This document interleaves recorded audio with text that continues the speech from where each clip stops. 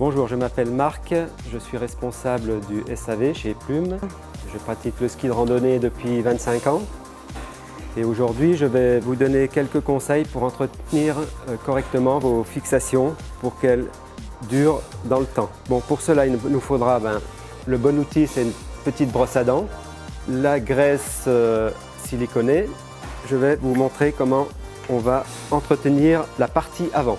Alors pour la partie avant, c'est le verrou qu'il faut graisser, comme ceci, donc à l'intérieur, comme ceci, d'un côté et de l'autre, et aussi dessous le verrou pour aller graisser l'axe de verrouillage et le ressort. Ensuite, on contrôle si tout fonctionne bien. Voilà. On peut aussi donc ouvrir la fixation et graisser les ressorts comme ceci, dessous. Donc enlever l'excédent de graisse avec le chiffon, comme ceci. Voilà. Pour le graissage, je vous conseille de le faire au moins 1 fois à 2 fois par saison. Et surtout, n'oubliez pas de laisser la fixation fermée, comme ceci. Comme ça, les ressorts ne sont pas en tension. Aussi, un contrôle à effectuer, qui est très important aussi, c'est le contrôle bien sûr de toutes les vis sur la fixation. Surtout, vous n'avez pas à contrôler le serrage des vis de montage des skis.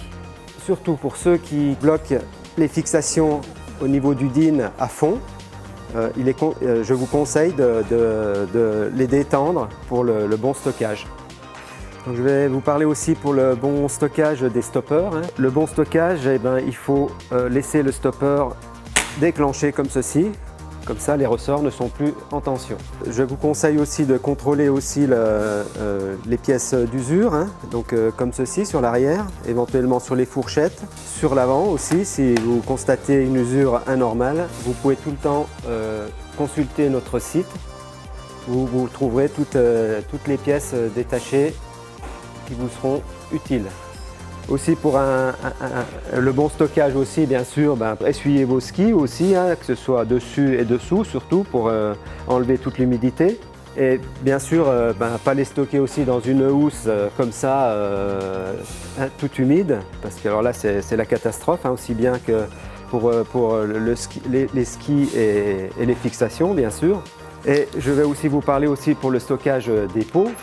On va mettre les pots bien sûr l'une sur l'autre avec le petit film au milieu qui va bien.